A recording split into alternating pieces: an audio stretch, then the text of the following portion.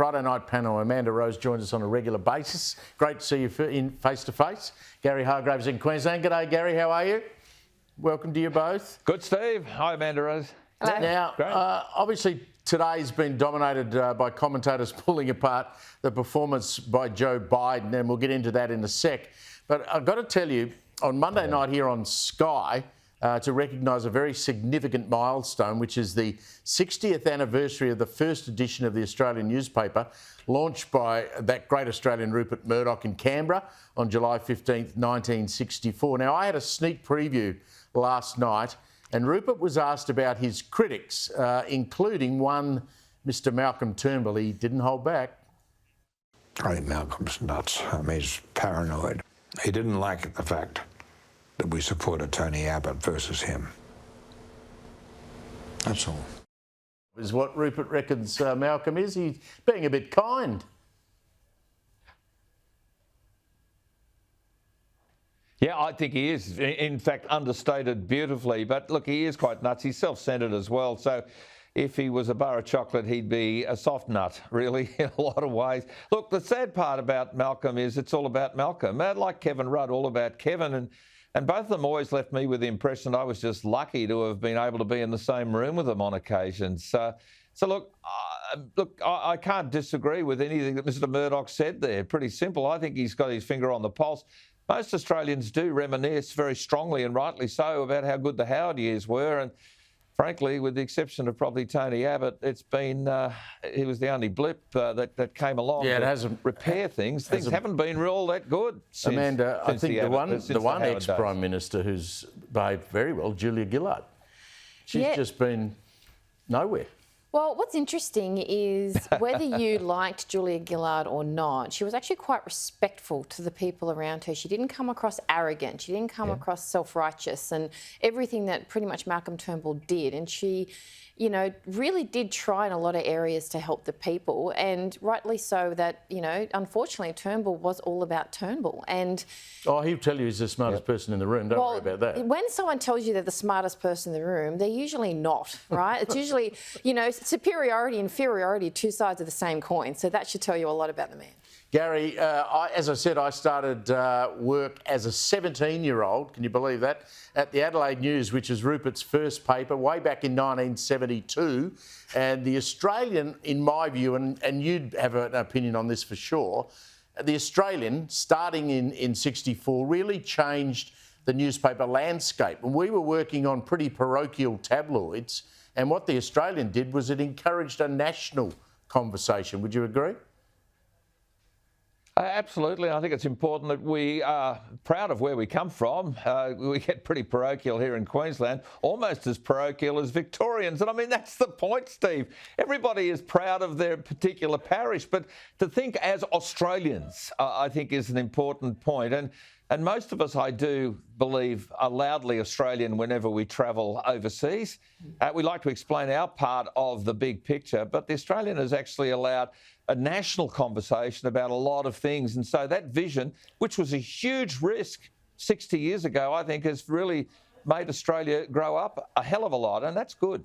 We talk about business a lot when we have you on. I mean, Rupert Murdoch's got to go down as one of the greatest, if not the greatest Australian businessman ever with what he's achieved. Pretty much, especially... The paper I started on was on North Terrace in Adelaide. It was a small tabloid afternoon paper.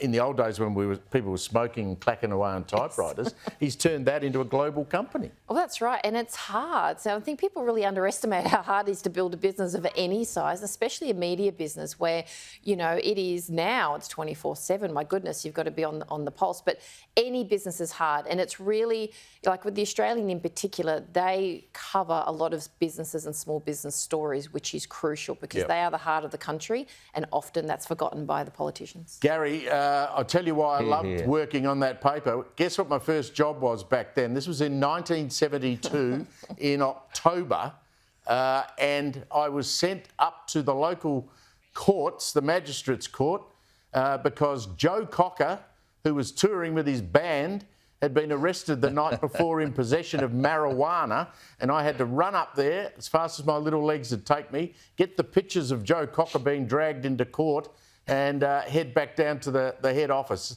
That's why I loved my job from day one, mate. Yeah, absolutely. Talk about horses for courses, but the fact that they hired you was in itself probably a bit of a risk, Steve, but good on you for having that story. I understand that the late Joe Cocker told that story to a lot of people over the years. He remembered you well. Yeah, he did. You can watch the Australian 60 Years of News right here on Sky on Monday night at 8 o'clock. I want to get your both reaction to Biden's terrible performance today. It was meant to be the press conference he redeemed himself at, but he failed so miserably. Amanda, it took one question at the start and he started calling Donald Trump the black vice president, Kamala Harris. I think now it's gotten to that stage that whoever is putting him in public like that should be charged, right, for elder abuse. Oh, absolutely elder abuse. But it is what's going on? So why are they keep doing that? It's more than just the fact that they want to win. What are they hiding? You know, because we're all talking about it and we're not paying attention to what's really going on in the country right now. So I think someone, if they had the time and the money to actually investigate, see if they don't get shot doing it, to find out what's really going on. But what they're doing to him is absolutely appalling and it's cruel. And it breaks my heart to see an elderly man with, obvious issues being absolutely used by not only his family, by the Democratic Party because of their, greed or whatever reason. Gary, I said at the top of the program, we all need a strong America. I mean, they're our greatest ally. We've got China sitting up there to the north and making all sorts of aggressive noises about places like Taiwan and other places. How is it that a country that could produce people like, JFK, George W. Bush, Barack Obama, why can they not find two better candidates than these two jokers? Well, look, we certainly need another Ronald Wilson Reagan, who I think was the best president in my lifetime so far, Steve. I mean, that's just my take on it. A lot of people would readily agree with that. Reagan ended the Cold War. He tore the wall down with Mr. Gorbachev. But there's no vision, there's no plan, the big plan for the future.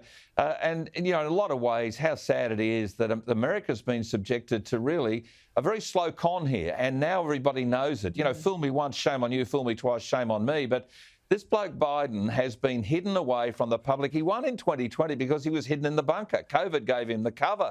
And since then, I don't think he's been running the country. And the serious part about this is it's not whether he can actually contest and win the next election. It's what's going to happen at the next crisis, the next problem. Who's actually making the decisions? Because evidently he's not. He's reminiscing. He's talking about trying to finish off a job. No, we don't want people to go into Parliament just to finish off a job. We want them to actually set up the next generation for success. I see no vision from Joe Biden. I see no certainty about Joe Biden. I'm worried about what his job's going to be like next week, not just simply next year and next term. And I think Americans are starting to wake up to the fact they've been conned over the last 4 or 5 years by the Democrats. Yeah, it's been reported today that he hasn't even had a cabinet meeting since last October. So you just don't know how you can run an economy like America doing that. I want to get on to these reports that show how much our hospitality industry is struggling. Twice as many hospitality businesses like cafes, restaurants going bust as they were 10 years ago. And to add insult to injury, major food supplier Independent Food Distributors Australia warns we could soon be facing $10 coffees and $100 steak and chips if nothing gets done about rising costs. Now, Amanda, you're out there all the time. I mean, we're already paying over $5 for a coffee that was costing us probably $3 a year or 2 years ago. That's right. Everything has gone through the roof. That's right. And they're just the businesses that have stayed open. The ones that have closed and the employees are now unemployed. But we need to always remind people, don't blame the small business for the $10 coffee. Vote the Labor Party out because they're the ones that have decimated the small business community. And if they're in for another term, they will destroy it because it has literally been 2 years and 1,000 businesses are closing per day. You hear one a day, two a day?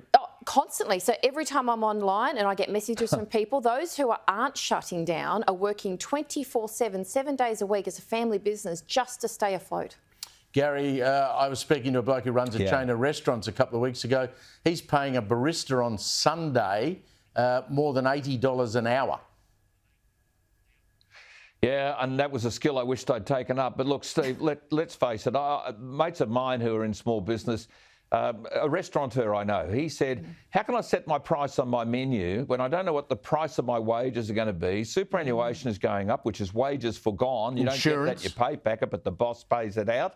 Insurances have gone up, absolutely. The cost of electricity is a major driver because it's about keeping food cool as well as cooking.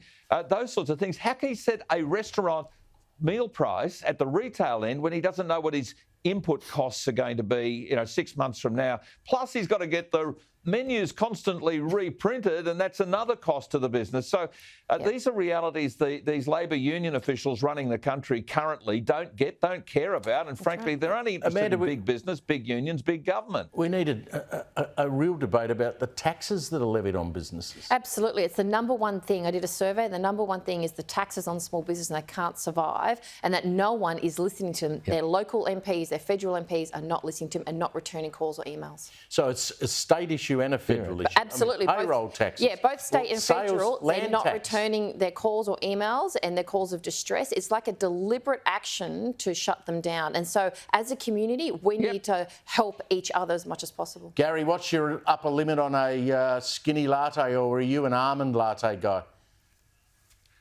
No, I'll be a skinny one, mate, but a skinny cappuccino, $5.20. If that's what the cost is, you've got to pay it. I paid that in Sydney the other day, I must admit. Madness. And thought, wow, $4 was pretty well the standard. We make ours at home, which is not good for retailers, crazy. but that's the reality. We're all looking for the DIY Thanks for joining answer. us. Yeah, we are. Good on you, Gary. Always a pleasure to catch up with you, mate.